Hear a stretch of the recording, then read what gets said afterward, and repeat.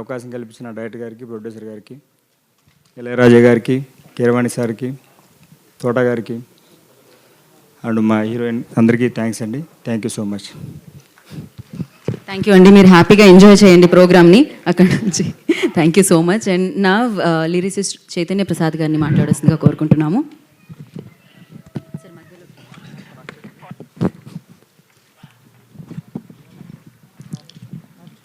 అందరికీ నమస్కారం. ఈ షష్టిపూర్తి సినిమా నాకు చాలా ప్రత్యేకమైంది. ఎందుకంటే కీరవాణి గారికి చాలా పాటలు రాశాను. నాకు మిగిలిపోయిన ఆశ ఇళయరాజా గారు. వారికి ఒక్క పాటన రాయాలని నేను అనుకునేవాడిని. ఆ అవకాశాన్ని ఈ షష్టిపూర్తి సినిమా నాకు ఇచ్చింది. పైగా ఒక్క పాట కాదు, 3 పాటలు రాసే అవకాశాన్ని నాకు ఇచ్చారు. అందుకు ఈ షష్టిపూర్తి యూనిట్కి, ఇళయరాజా గారికి రుణపడి ఉన్నాను. ఈ సినిమా కోసం పవన్ ప్రభ ఎంత కృషి చేశాడో, రూపేష్ ఎంత ధైర్యంగా తను భారీ బడ్జెట్తో ఈ సినిమా తీశాడో నాకు ప్రత్యక్షంగా తెలుసు. వాళ్ళిద్దరిని అభినందిస్తూ, అలాగే మేము అడగగానే ఈ సినిమా కోసం ఒక అద్భుతమైన మెలోడీ పాటను రాసిన కీరవాణి గారికి కూడా ప్రత్యేక ధన్యవాదాలు. అది ఎలా జరిగిందంటే ఒక అద్భుతంలాగా జరిగింది. మేము వెళ్ళాం, కీరవాణి గారిని పాట రాయమని అడిగాం, వారు ఒప్పుకున్నారు. తిరిగి మేము సిచ్యుయేషన్ డైరెక్టర్ చెప్పారు పవన ప్రభ. మేము తిరిగి రాజాగారి స్టూడియోకి వచ్చే లోపున, క్యాబ్లో వచ్చే లోపున ఆయన పాట రాసేశారు. 20 నిమిషాల్లో అంత అద్భుతమైన పాట రాయడం అనేది ఎంత ప్రతిభ ఉంటే సాధ్యమో ఒక లిరిసిస్ట్గా నాకు తెలుసు. అందుకు కీరవాణి గారు ఒక ఆదర్శంగా కూడా ఉన్నారు. అందుకు కూడా ధన్యవాదాలు తెలియజేసుకుంటాను. ఈ సినిమా సక్సెస్ అవ్వాలని కోరుకుంటూ thank you. Thank you Chaitanya Prasad garu. Thank you so much. And ఇప్పుడు షష్టిపూర్తి అన్న చిత్రాన్ని మన ముందు తీసుకొస్తున్న డైరెక్టర్ పవన్ ప్రభా గారిని మాట్లాడాల్సిందిగా కోరుకుంటున్నాం.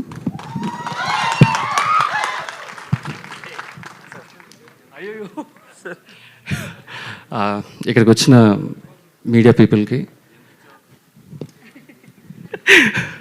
Thank you sir. ఇక్కడికి వచ్చిన అందరికీ థ్యాంక్స్ అండి.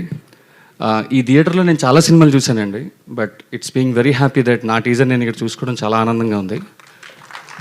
అండ్ షష్టిపూర్తి గురించి చెప్పాలంటే ఇంతమంది ఇక్కడ ఉన్నారండి, సో చెప్పడానికి ఏం లేదండి స్పెషల్గా. So it will be fantastic and visual treat. My Ram గారు అక్కడ ఉన్నారు, ఫెంటాస్టిక్ మ్యూజిక్. రాజా సార్ ఇక్కడ ఉన్నారు, ఆయన అంటేనే మ్యూజిక్. సో సెపరేట్గా చెప్పడానికి ఏం లేదండి. తోటతరణి గారు, కీరవాణి గారు, చైతన్య ప్రసాద్ గారు, ఎవ్రీబడి, ప్రతి ఒక్కరికి నా హృదయపూర్వక ధన్యవాదాలండి. అండ్ ఇంతమంది టెక్నీషియన్స్ నాకు ఇక్కడ తీసుకొచ్చి ఇట్స్ లైక్ ఏ ప్రీప్లేటెడ్ ఫుడ్లో పెట్టిన మా రూపేష్ గారికి love you for ever sir, thank you. And my beautiful Akanksha, every time gorgeous as a Janaki, thank you. Thank you అండి. Please watch the film. Thank you అండి. Thank you so much. ఎంత అదృష్టం చేసుకున్నారు మీరైతే. ఈ కాంబినేషన్లో సినిమా వస్తుంది మీది. అండ్ నా బ్యూటిఫుల్ ఆకాంక్ష విల్ స్పీక్. అందరికీ నమస్కారం. I've always said that whatever is meant for you, it will come to you. And Shashtipurti is one awesome experience that I have. And thank you. I'm very grateful to be on this stage with such legendary figures. And it's a dream come true for sure. I'm really very thankful to the whole team that they have considered me as Janki, and I hope that whenever you see the film, you're going to love it because it has everything: the emotion, the drama, the comedy, the love story, and of course, the family thing which we are very proud of, which is, I am saying it, that which is lacking in today's cinema. We are serving you all. So please do watch our film Shashtipurti. Thank you. Thank you Akanksha. Wish good luck. And నా తోటతరణి గారిని మాట్లాడాల్సిందిగా కోరుకుంటున్నాము. Sir ఒక్క మాట, all the best చెప్పించేయండి sir, చాలు మాకది. Yeah, good evening. అంటే అంత ఏ భాషలో సరిగా రాదు, అది నా ప్రాబ్లం. అన్ని భాషలు వచ్చు. అవును, నిజం చెప్తున్నాడు రాజా గారు. After long time meeting and the whole crew, I should thank the whole crew, our department, the camera department and all the departments. I think they did a wonderful job and a really good job. I thank everybody. I thank all my DOP who's done a beautiful job on this film, director and producer and actor, Mr. Rupesh Kumar. I thank him also for giving me the opportunity to work for a nice, small, lovely film. Thank you all. ఎంత simple sir. ఎంతమంది super stars ఇంటర్వ్యూస్లో మీ గురించి మాట్లాడటమే వింటాం అనమాట మేము. And మీరు మాట్లాడుతుంటే ఎంతో ఆనందంగా అనిపించింది. Thank you so much. And నా సో ఇంత మంచి చిత్రాన్ని మన ముందుకి ప్రొడ్యూసర్గా అండ్ కథానాయకుడిగా తీసుకొస్తున్న రూపేష్ గారిని మాట్లాడాల్సిందిగా కోరుకుంటున్నాము. వేదిక మీద ఉన్న పెద్దలందరికీ నమస్కారం. విచ్చేసిన పెద్దలందరికీ నమస్కారం. ప్రెస్ వాళ్ళందరికీ నమస్కారం. నా ఇంత పెద్ద దిగ్గజాలు ఇక్కడ ఉన్నప్పుడు కొంచెం ఒళ్ళంతా కొంచెం తడబడుతుంది. సో చెప్పడానికి మీరు చూసేశారు అండ్ దిగ్గజాలు ఉన్నారు. నేను టైం వేస్ట్ చేయదలుచుకోలేను. వాళ్ళు అందరికీ థ్యాంక్స్ చెప్పుకుంటూ ముగిస్తున్నాను. థ్యాంక్ యూ అండి. థ్యాంక్ యూ సో మచ్ అండి and wish you good luck. And నా ఆలస్యం చేయకుండా నేను కీరవాణి గారి దగ్గరికి వెళ్ళిపోతున్నాను మైక్ ఇవ్వడానికి. And firstly thank you so much sir. ఈ కాంబినేషన్లో ఐ థింక్ ఇదే ఫస్ట్ టైం కదా మీరు లిరిక్స్ వారికి రాయడం. యా, ఇది నిజంగా చాలా స్పెషల్ మూమెంట్ సార్ ఇదైతే for us. Thank you so much for that. And yes, over to you sir. అందరికీ నమస్కారం అండి. ఈ సినిమాలో రాజా సార్ ట్యూన్కి నేను రాసిన పల్లవి వచ్చి, ఏదో ఏ జన్మలోదో ఈ పరిచయం, నీదో నీ వల్ల నాదో ఈ పరవశం, రాగం నీదై పల్లవి నాదై, చరణం చరణం కలిసిన వేళ పయనాలు ఏ హిమాలయాలకో అన్న పల్లవి. సాధారణంగా డైరెక్టర్ సిచ్యువేషన్ చెప్పినప్పుడు ఆ పాత్రలకి తగినట్టుగా, ఆ సన్నివేశాలకు తగినట్టుగా, కథకు తగినట్టుగా పాట రాయడం అనేది జరుగుతుంది, ఏ రచయిత అయినా సరే. ఇది ఈ పర్టికులర్ పాట ఇది నా జీవితానికి కూడా సంబంధించింది మీకు చెప్పబోతున్నాను. ఎట్లాగంటే, నేను శ్రీ కేవి మహాదేవన్ గారి వీరాభిమాని అండి. నేను ఆయన పాటలు అంటే చాలా ఇష్టం. ప్రతి పాట కూడా తెలుసు ఆయన చేసింది. అట్లాంటి పరిస్థితుల్లో నేను కాలేజీలో చదువుకునే రోజుల్లో యుగంధర్ అనే ఒక సినిమా వచ్చింది. అందులో దాస్తే దాగేదా అనే పాట వినేటప్పుడు పర్టికులర్ థర్డ్ బీజియంలో, అంటే సెకండ్ చరణం ముందర వచ్చే బీజియంలో ఒక వైలెన్ బీట్ వస్తుంది. వైలెన్ బీట్ వినగానే ఇన్స్టాంట్గా ఒక దిగ్భ్రాంతి, ఒక ప్రేమలో పడి, ఎవరిది దీనికి మ్యూజిక్ అని చేస్తే ఇళయరాజా అన్నది. అప్పుడు ఆయనతో ఆ పాట తొలి చూపులో ప్రేమలో పడ్డానట్టు, తొలి పాటతో ప్రేమలో పడినట్టుగా ఆయనకి నేను అభిమానిగా మారానండి. అది మొదటి స్టెప్. ఆ తర్వాత చాలా సంవత్సరాలకి నేను ఫస్ట్ టైం మెడ్రాస్ వెళ్ళినప్పుడు అప్పటికే ఆయన పాటలు చాలా విన్నాను. ఉస్మాన్ రోడ్లో అనుకుంటాను ఒక గ్రీన్ హౌస్ ఉండేది. ఆ గ్రీన్ హౌస్ పక్క నుంచి నడిచి వెళ్ళేటప్పుడు, నడిచి వెళ్ళటం అని ఎందుకంటున్నానంటే అప్పుడు నడిచే వెళ్ళటం, లేదా మహా అయితే సిటీ బస్సులు, ఆటోలు, కార్లు కూడా లేవు. ఇది ఇళయరాజా గారి ఇల్లు అంటున్నారు. ఇట్లా ఇదా ఎలా ఉంటుందా ఇళయరాజా గారి ఇల్లు అని ఒక విస్మయంతో, ఆశ్చర్యంతో, దాని ఆరాధనాభావంతో చూడడం. అది నెక్స్ట్ స్టెప్. అంటే ఆయన ఉన్న సిటీకి వెళ్ళడం అనేది నెక్స్ట్ స్టెప్. ఎక్కడెక్కడో జీవితం ఎక్కడెక్కడో మరుపులు తిరిగి కర్ణాటక స్టేట్ నుంచి అక్కడ మెడ్రాస్ వెళ్ళడం అనేది. తర్వాత ఆయన ప్రత్యక్షంగా కలిసే భాగ్యం కలిగింది. దానికంటే ముందర ఎస్ రాజేశ్వరరావు గారి ఆఖరి అబ్బాయి కోటి అని ఉన్నాడు. ఆ కోటికి డిస్కో విజన్ అనే ఒక మ్యూజిక్ షాప్ ఉంది పానగల్ పార్క్ పక్కన. అక్కడ క్యాసెట్లు కొనుక్కోవడానికి వెళ్ళినప్పుడు పయనంగల్ ముడివిదిల్లై అనే తమిళ సినిమా తాలూకు ఎల్పి ఇక్కడ ప్లే చేస్తూ ఉండేవాళ్ళు. అందులో ఒక్కొక్క పాట ఒక్కొక్క ఆణిముత్యం.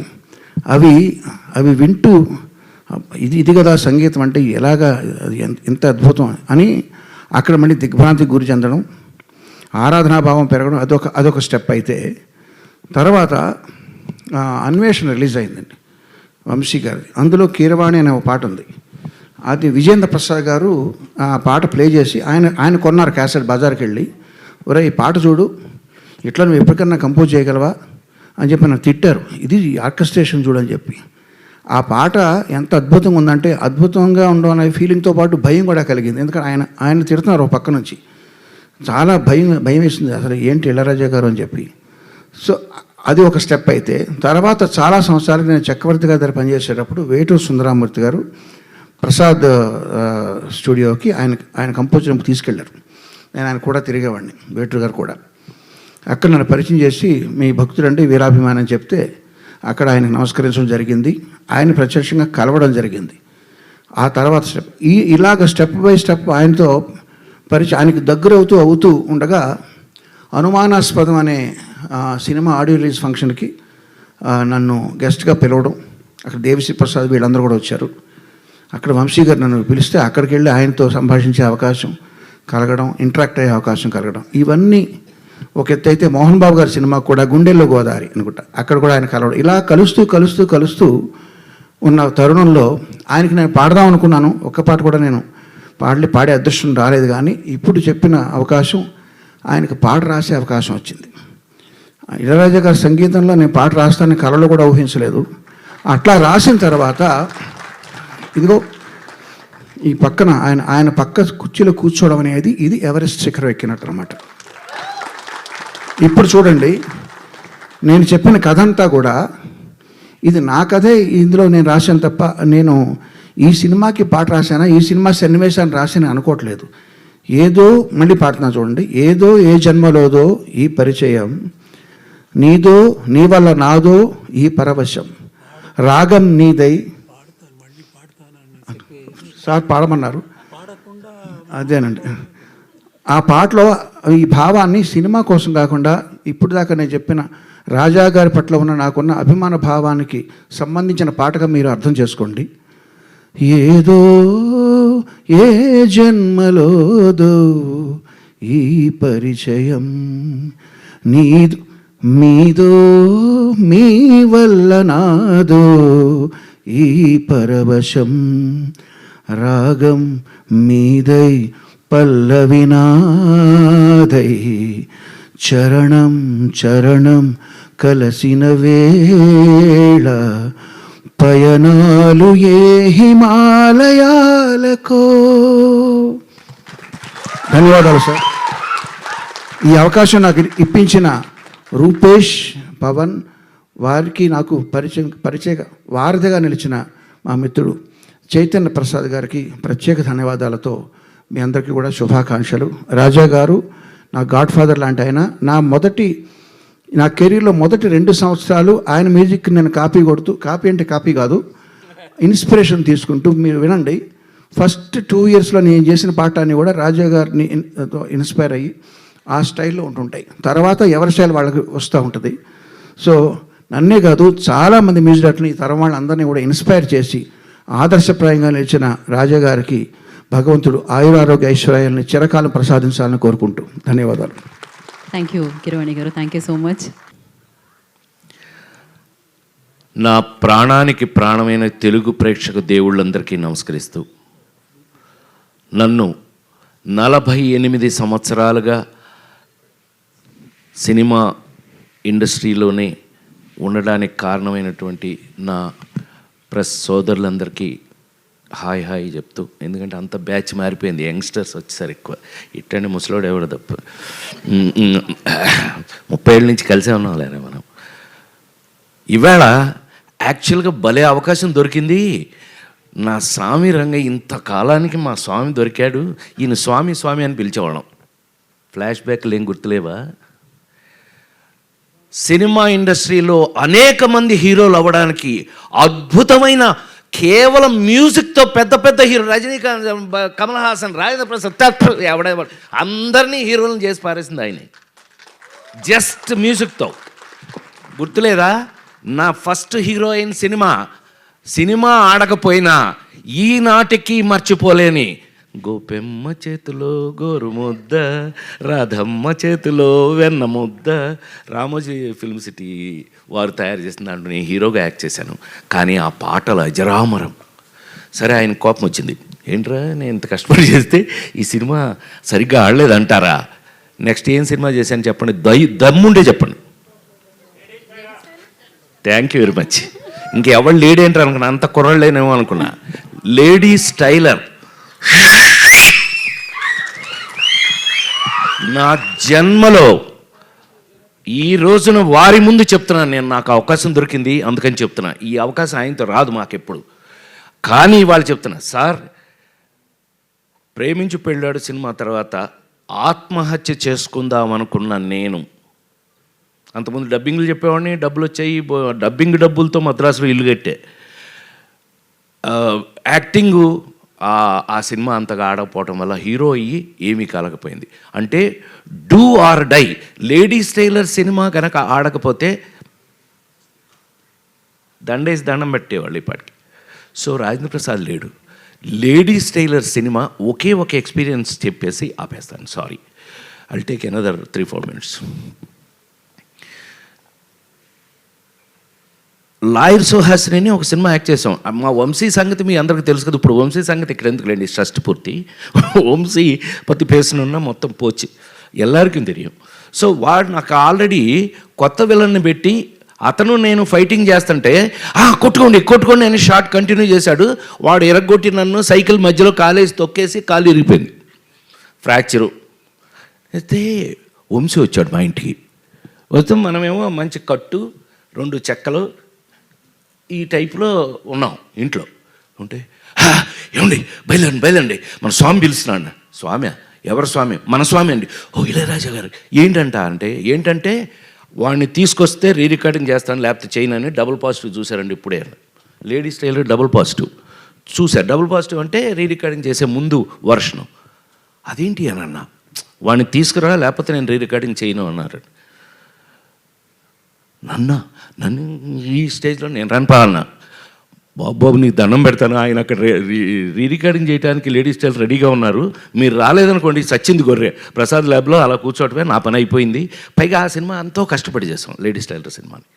సో అవన్నీ ఈ పీత కష్టాలు పీత అన్నట్టు సరే తిట్టుకుని షార్ట్స్ ఉన్నాయి అయినా పర్లేదని ఆయన పిలిచారు అని చెప్పి ఆ స్ట్రెచ్తో నేను అక్కడికి వెళ్తే స్వామి థియేటర్ బయట నిలబడి ఉన్నారు ఇలాగే. అప్పుడు ఇంతే ఇప్పుడు ఇంతే, తెల్ల మల్లెపూలాగానే ఉంటాడు కానీ ఇలా నిలబడి నేను అందులోంచి కారు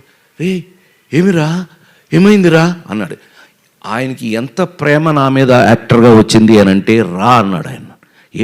ఏమైందిరా వీడే ఎరగొట్టాడన్న వంశీని చూపించి. ఎందుకురా ఎరగొట్టాడు? షార్ట్లో ఏదో జరిగింది అందుకనే. ఎరా నువ్వు అంత బాగా యాక్ట్ చేస్తావా? నేను ఇప్పుడు రికార్డింగ్ చేస్తాను, నీ యాక్టింగ్గా నా రికార్డింగ్గా తేల్చుకుందాం మన ఇద్దరం అని చెప్పి థియేటర్ లోపల సార్ வாழ்க்கையில் மறக்க மாட்டேன் நான்.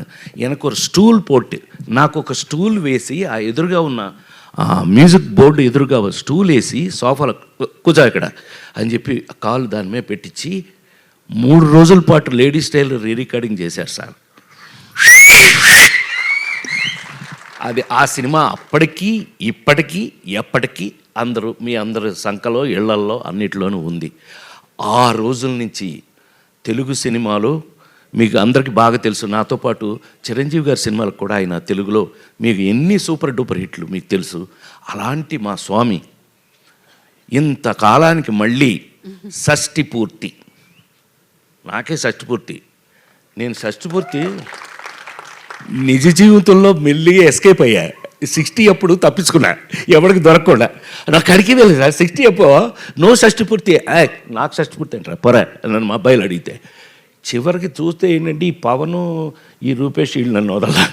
చివరికి తెలుగు సంస్కృతి సంప్రదాయాలు ఉట్టిపడేటట్టుగా అద్భుతంగా కీరవాణి గారు పాట రాశారంటే మీకు అర్థమైపోవట్లే ఆ సినిమా ఎట్లా ఉంటుందని. ఎంత ఆశ్చర్యం వేసింది మాకు ఆయన తీసుకెళ్ళి. మీకు కీరవాణి గారికి మాకు ఉన్న అటాచ్మెంట్ ఏంటో తెలుసా? ఆయన 100వ సినిమా నా సొంత సినిమా. బాపు గారితో తీసిన రాంబంటి సినిమాకి నేను అనుకోకుండా వెళ్ళి ఏమండి మీరు నాకు మహా ఇష్టం తెలుసు కదా, కేవి మహాదేవన్ గారు ఇళయరాజా గారు ఈజ్ ఈక్వల్ టు కీరవాణి గారు. సో ఆయన తీసుకెళ్ళి పెడితే అనుకోకుండా ఇది బాపు గారితో సినిమా అండి అని అంటే, అబ్బా థ్యాంక్ యూ, నాకో మంచి అవకాశం ఇచ్చారని. ఆయన నాతో అంటే ఏంటి సార్ భలే చెప్తారంటే, ఇలా కాంబినేషన్లో వారితో నేను 100వ సినిమా, నా సొంత సినిమా చేయటం జరిగింది. అదొక అదృష్టం. సూపర్ డూపర్ హిట్స్ పాటలు అవి చేసాం. సో ఈవేళ ఈ విధంగా కలుసుకోవటం నాకైతే ఒళ్ళంతా రూపేష్ చెప్పినట్టుగానే 48 సంవత్సరాల నుంచి సినిమాలు యాక్ట్ చేస్తున్నా కొన్ని ఎక్సైట్మెంట్లు మనం మారలేవు నాయన. కొన్ని ఎక్సైట్మెంట్ జీవితకాలం భగవంతుడు అంతే, భగవంతుడు ఇచ్చిన వరాలు సార్.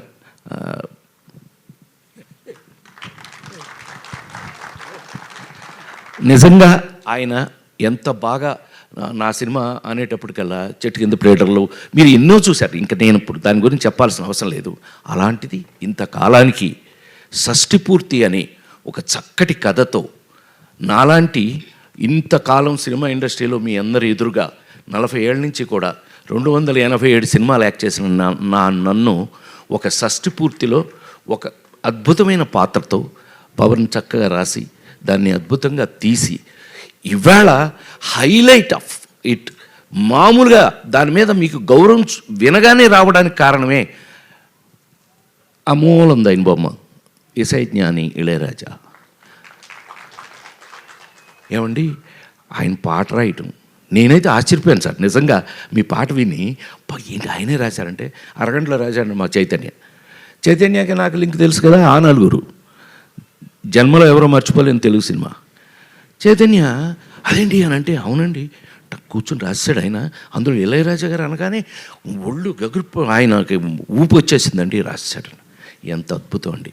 వీటన్నిటికీ మించి మాకు ఈ సినిమా చూస్తుంటేనే మీకు పెయింటింగ్ వేసినట్టుగా ఉంటుంది. పద్మశ్రీ తోట తరణి అన్నయ్య, ఈ అన్నయ్య మేమంతా బ్యాచ్లండి, మేమంతా బాగా చెప్పలే, ఫ్లాష్ బ్యాక్ ఎందుకు చెప్తాను చెప్పను, మనం ఏవేంలో అట్లు అల్లరి చేసినంత చెప్తానండి. ఏవేం బ్యాచ్ సార్ ఇదెల్లా పెరియ బ్యాచ్. మేమంతా అన్నయ్య మంచిగా లేరారా బాబు, అంతా కలిసి ఇన్ని సంవత్సరాల నుంచి పనిచేస్తూ వాళ్ళ దగ్గర నాకున్న చనువు ఈ సినిమా చూస్తే మీకు ఒక పెయింటింగ్ లాగా ఉంటుంది. అంత కారణం అన్నయ్య, ఆయన్ని తెచ్చుకున్నాం. ఎస్ అఫ్ కోర్స్ కెమెరా లేకపోతే నువ్వు నీ వర్క్ వాల్యూ తెలియాలంటే అక్కడే కదా. సో ఇన్ని క్వాలిటీస్తో రేపు మీకు రిలీజ్ కాబోయే ఈ సినిమా ఒక తెలుగు సినిమాకు కావలసినటువంటి అన్ని వాల్యూస్ ఉన్నాయని, అందులో మనం మిస్ కాకుండా ఇలాంటి లెజెండ్స్ని మనం పెట్టుకుని మళ్ళీ మన పాత రోజులు గుర్తు చేసుకున్నట్టుగా అనిపిస్తుంది నాకు. ఇంకా మీ ముందు పనిచేస్తున్నాను కాబట్టి నేను ఇంకా మీ అందరి ముందు కళాకారుడిగా చాలా కాలం ఉండాలంటే ఇలాంటి సినిమాల వల్లే అని మరొక్కసారి మనవి చేస్తూ, ఈ అవకాశం నాకు ఇచ్చిన ప్రతి ఒక్కరికి కూడా పేరు పేరున కృతజ్ఞతలు తెలియజేస్తూ, ఇళయరాజా గారు ఇంకా ఇంకొక 100 సినిమాలు చేయాలని నేను అనుకుంటున్నాను. ఆయన చేసేస్తారు. ఆయన అసలు మీరు ఆయన చూస్తే లోపలికి వెళ్తే, థియేటర్ లోపలికి వెళ్తే రానివ్వరు, కానీ వెళ్తే చచ్చారే ఉచ్చబోసేయడమే మీ పని. ఇప్పటికీ అలాగే పనిచేస్తున్నారు ఆయన. కొన్ని ఎందుకని కొంతమంది అంతేనేమో, ఇంకా వాళ్ళు మనమే మార్చలేము. వారితో ఇంకా పనిచేయటం, ఇంకా ముందు కూడా పనిచేస్తానని మరొక్కసారి నేను ఆ భగవంతుని ప్రార్థిస్తూ, ఈ అవకాశానికి డెఫినెట్గా ఈ సినిమాని మీరు చూడండి. మీకు కావలసిన మా అమ్మాయి చెప్పినట్టుగా మీకు కావలసిన అన్ని విషయాలు ఇందులో ఉన్నాయి. సెంటిమెంట్, తెలుగుతనం, తెలుగు మళ్ళీ ఒక మంచి సినిమా, తెలుగు సినిమా చూసామన్న ఫీలింగ్ మీకు కలుగుతుందని మరొక్కసారి మనవి చేస్తూ సెలవు తీసుకున్నాను. నమస్కారం. మాట్లాడాలా? ఈ ఏజ్లో కూడా ఇలా చేస్తున్నారే, చేయకూడదే, ఇలా చేస్తున్నారే అంటున్నారు. ఈ ఏజ్లో చేయకూడదే, ఎలా చేస్తున్నారు అని అడిగితే పర్వాలేదు. చేస్తున్నారే, ఈ రోజులో కూడా చేస్తున్నారు అంటే చేయకూడదా? మా వాళ్ళే అప్పుడు వీడు వంశీ ఒక గ్రూప్ ఉంది, వీళ్ళందరూ నా కంపోజింగ్ రూమ్ ముందా ఒకే గలాట చేస్తూ ఉన్నారు. అదే ఇక్కడ మాట్లాడడానికి నేను రాలా, మాట్లాడడానికి ఏమీ లేదు. నేను చేసిన పని ఈ పిక్చర్లో ఉంది, మీరు విన్నారు, వినకపోతున్నారు, వింటూ ఉంటారు. అది నమ్మకం ఉంది. కీరవాణి గారు నాకు రాసినప్పుడు ఈ పల్లవి వినిపించినప్పుడు అనుకున్నాను, వీడు లోపల ఉన్న బంధం, ఆత్మబంధం గురించి కదా రాసి ఉన్నారు. ఇది పాట లేదు, సిచ్యువేషన్ కోసం రాయలేదు. ఆయన real feeling towards me is అంత అభిమానుడు. చాలా అది ఎప్పుడూ మారలేదు, ఎప్పుడూ చేంజ్ అవుతుంది. ఒక స్టేజ్ వస్తే కొన్ని పిక్చర్ బిగినింగ్లో మ్యూజిక్ చేసేదానికి ముందు ఈజ్ ద ఫ్యాన్, అంతే కదా. ఫ్యాన్గా ముందే తర్వాత పిక్చర్స్ వచ్చి పిక్చర్లో మ్యూజిక్ చేసి మ్యూజిక్ వల్ల పాపులర్ అయ్యి అయితే స్వభావం మారిపోతుంది. మారిపోవచ్చు, మారలేదు. ఆ రోజు ఎలా నాకు కనిపించారో first time I saw him in my room, composing room,